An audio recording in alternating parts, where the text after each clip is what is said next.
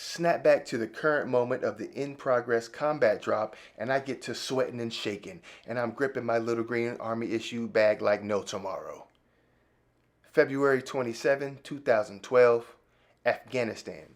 Past Reflections 3. Because there may not be a tomorrow the way this pilot is flying this damn aircraft. Slow down, sir. I should have said it, but it wouldn't have mattered anyway.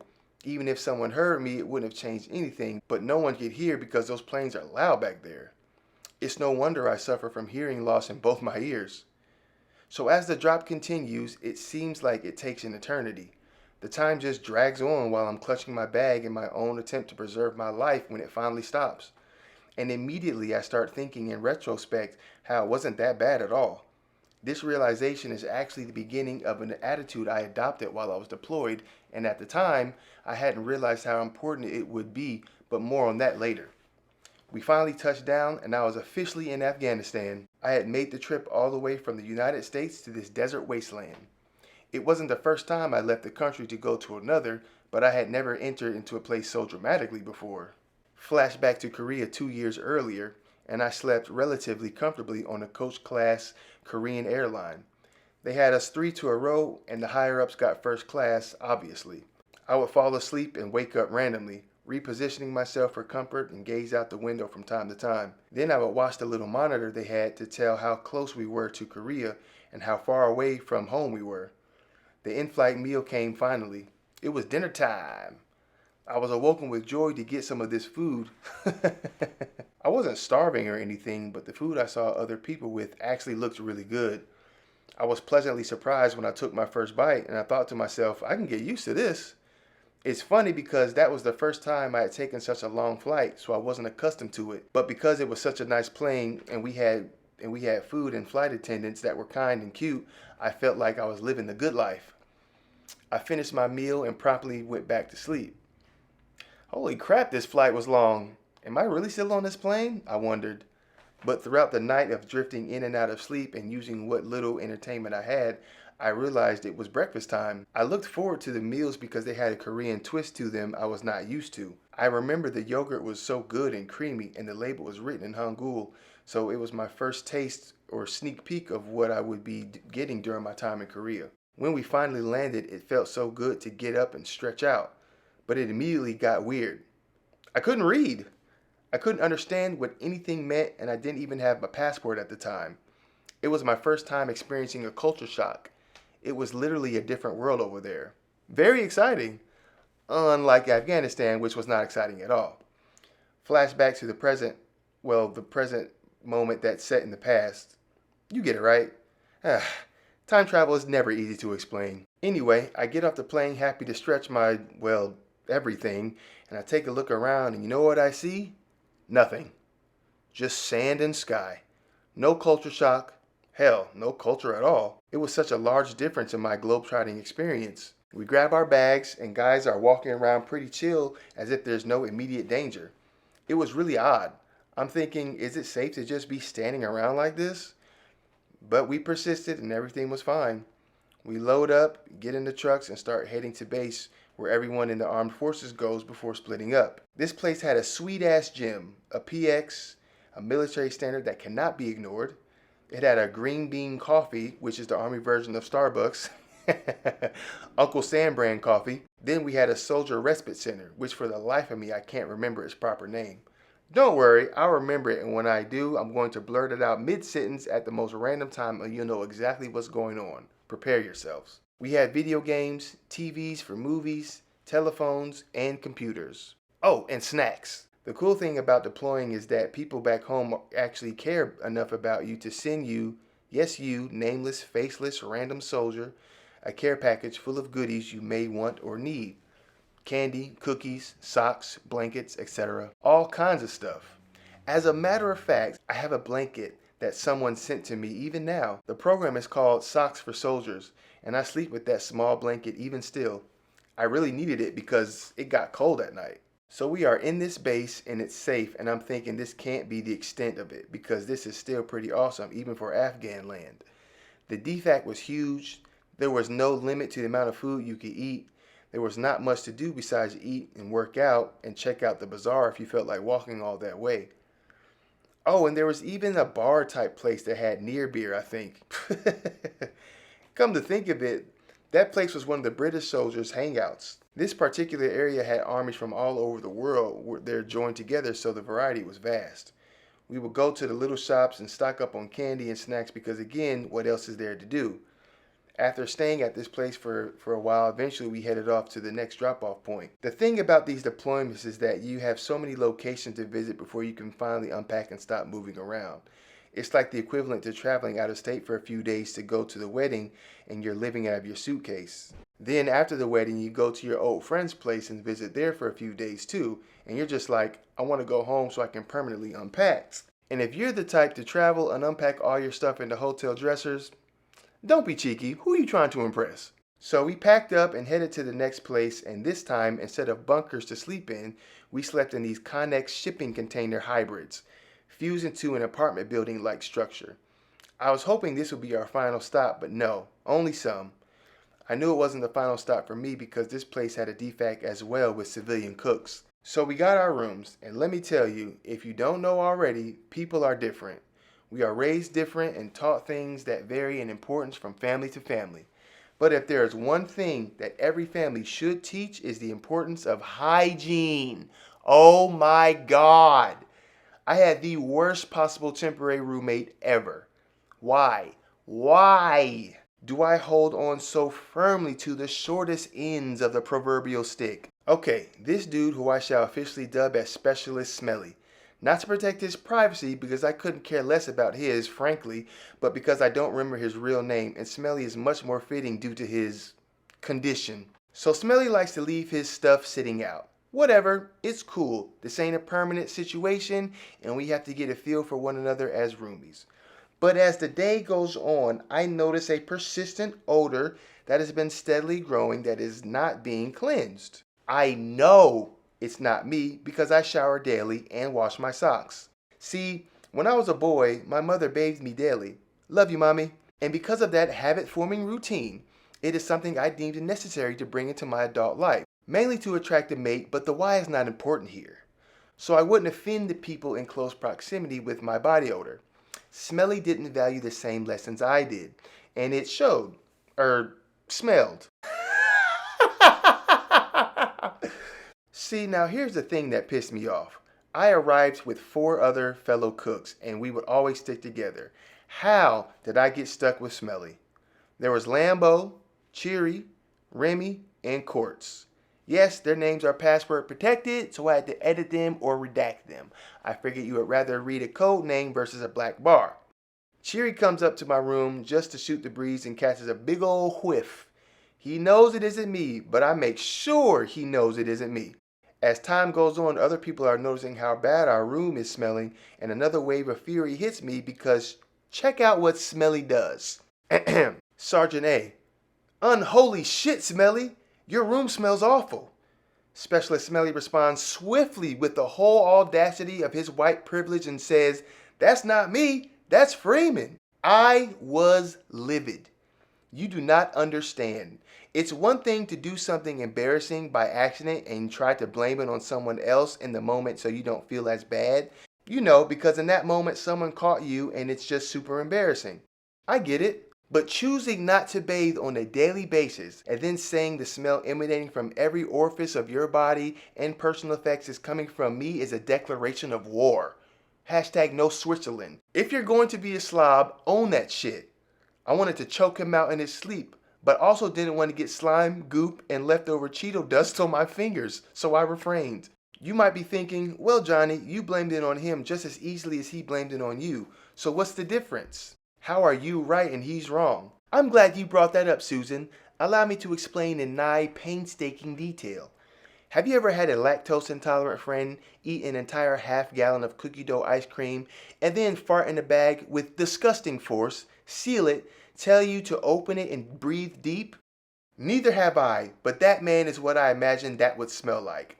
I could literally smell him coming. You know how cartoons show someone who is gross and nasty and they're always drawn with A 5 o'clock shadow. Their shirt will be completely dry, but it looks soiled. Their hands are somehow muddy, and there is crud under their fingernails, and it looks like there might be an infection brewing under there.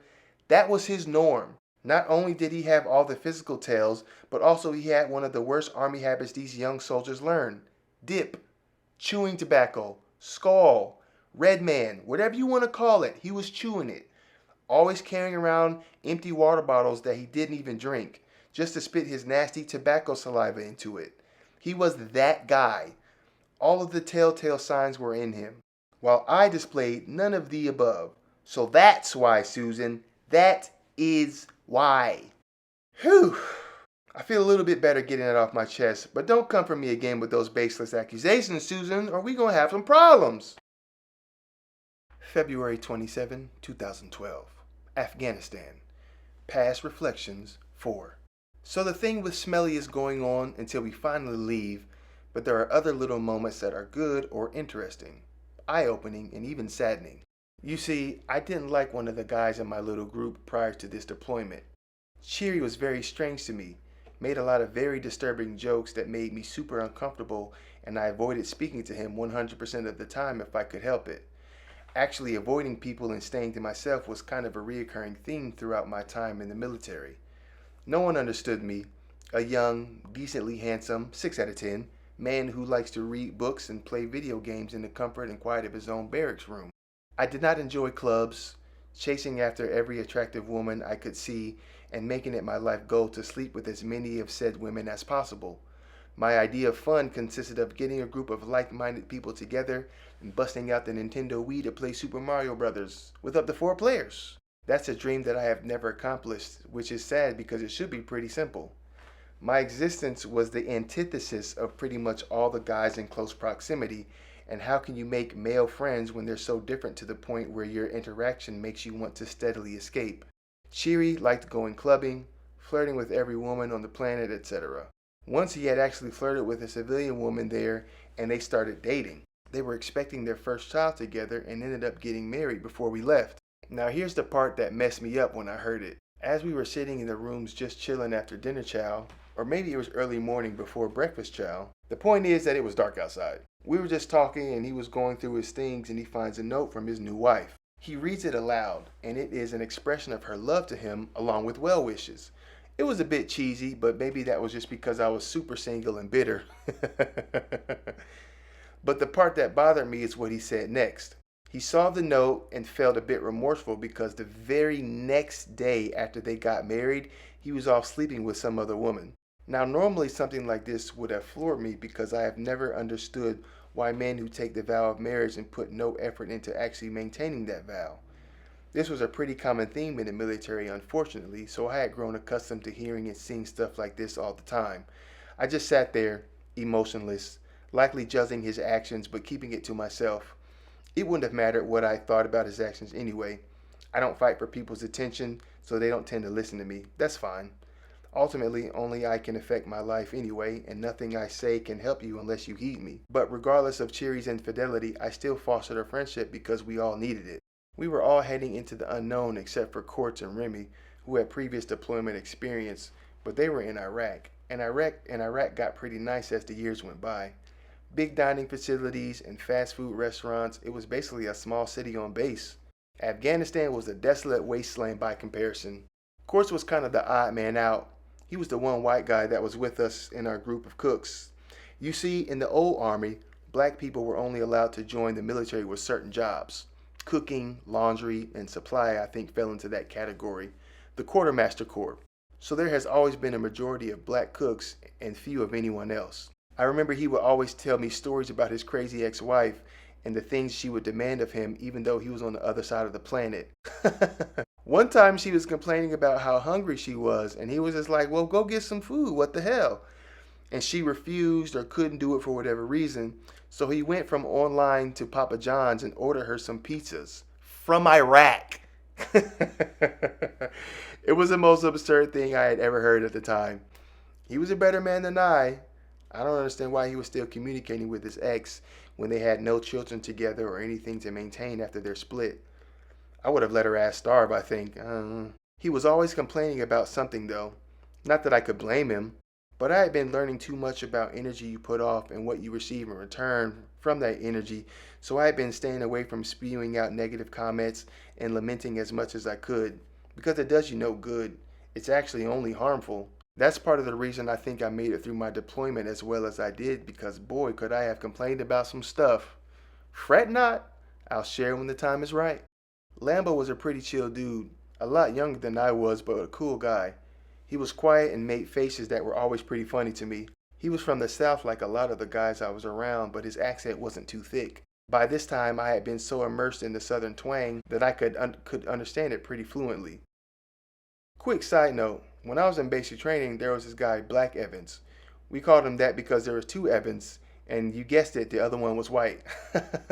But Black Evans was from Alabama, and his accent was so heavy that I literally could not understand him for the whole of basic training. It was not until we got to AIT, basically our specific job training, that I could finally hear the words he was saying. It was a very strange feeling to know someone is speaking the same language and still somehow be completely deaf to his or her words. Man, I miss basic. The guys in my group were some of the most unique individuals I had ever come across. That's really the reason that leaving a certain duty station or assignment sucks, because the likelihood of you maintaining a friendship after that point is probably floating around 8%. People join the military for a variety of different reasons, and the obstacles seem insurmountable at times. Guys would join for their children's sake, for college education, maybe it runs in the family, but through all that, all the failures and heartache, being yelled at and being pushed daily, you form bonds with these people. The kind of bonds that a man like me has desired all my life, but steadily seems out of reach. Be it by design or my own inability to socialize outside of my comfort zone. It's a large problem, I know, but I'm working on it. Why did I join, you ask? I needed it.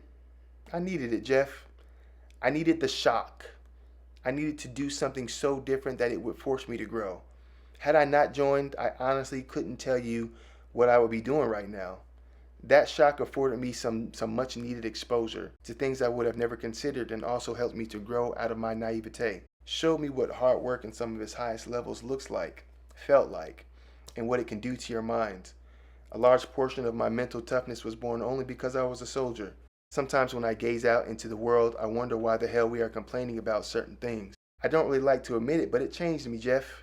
For the better mostly, but it definitely did. Finally escaping that tangent loop I almost got caught in. Remembering that stuff from basic is really nostalgic.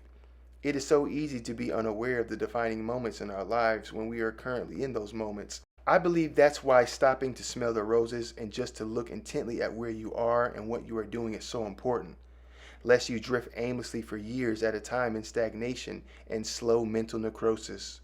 The last person in my group was Remy. He was one of the more balanced people around, would kind of talk to everyone and could mesh well with the varying personalities. I appreciated that. He wasn't boring and was in a positive mood most of the time. Again, it's a drag being around someone who was constantly complaining in an environment where everyone has the right to complain. There are some other people, but some were so annoying that I think most of my memory of their existence was repressed. Mainly this one NCO we had who just goes way too hard and was a pest. I was so happy when he was permanently gone from my everyday routine. Oh yeah, can we talk about something real quick? Just real quick. I need to discuss the food over there. It was kind of weird at breakfast time. I was scared to eat some things. There was something called blood pudding. I swear I'm not making that up. It was the most disgusting looking thing I had ever been offered as food. So the fellas and I stuck to things we could easily recognize and therefore trust. Mostly croissants. I ate a ton of croissants. But after dealing with smelly and avoiding blood pudding like the bubonic plague, the time was finally at hand. Not only were we about to split up, which I think is something we have all been silently dreading, but we are going to our designated site. The countdown to return home will finally begin.